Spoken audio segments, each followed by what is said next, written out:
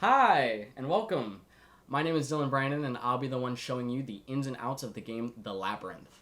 Now, The Labyrinth is a board game developed by me and my team, and it is based on the popular tale of the Minotaur and the Labyrinth.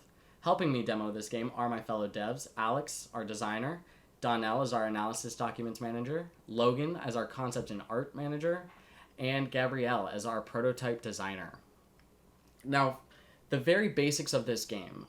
It's a five-player game where four players are the thieves and one player is the Minotaur.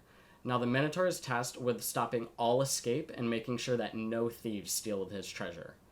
The four other players, however, are tasked with stealing as much treasure as they can and escaping before anyone else. Now, they can escape using any items such as potions, boots, a pickaxe, whatever they need to get through the labyrinth is at their disposal. Now, you can only get these by opening chests, but we'll get into that while we're playing the game.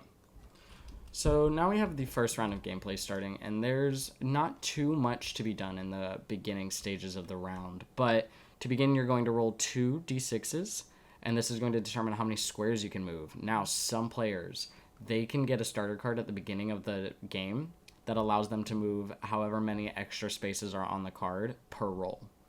So I don't believe anyone in the beginning has one, but I do believe that Alex has one in the lower right. So you're going to see that in play as well. Now, movement, while it seems very simple in this game, can be very, very complex when you have to strategize, not just against the Minotaur, but also the other players. So when you're going around and looting other items, it is possible for another player to come up to you and steal one of your items if they have a card that allows them to do that. So it's very important to not just be wary of the Minotaur, but also every other player on the board.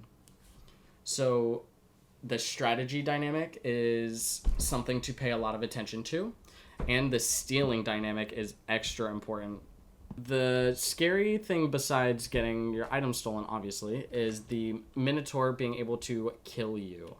So obviously this isn't something that can happen rapidly, but if you get backed into a corner or you're unlucky enough to get the short rolls while the Minotaur has high 15s or anything upwards of that, you can find yourself in a very unlucky position. Now, luckily, there are items such as potions that can heal your HP and everything like that, so you're not at a complete disadvantage, but it's important to stay on top of your toes and to make sure that the Minotaur does not get too close to you. We wanted to capture the true essence of being trapped in a maze and the different complexities that can stem from it. So the Minotaur and the Labyrinth is the perfect example of it, and we exemplified in our board game, and we enforced these aesthetics by providing different items that allow the player to fight back against the Minotaur, but also giving the Minotaur certain buffs that happen. This thrill and this challenge is essential to this game, and it's the spine of what it is.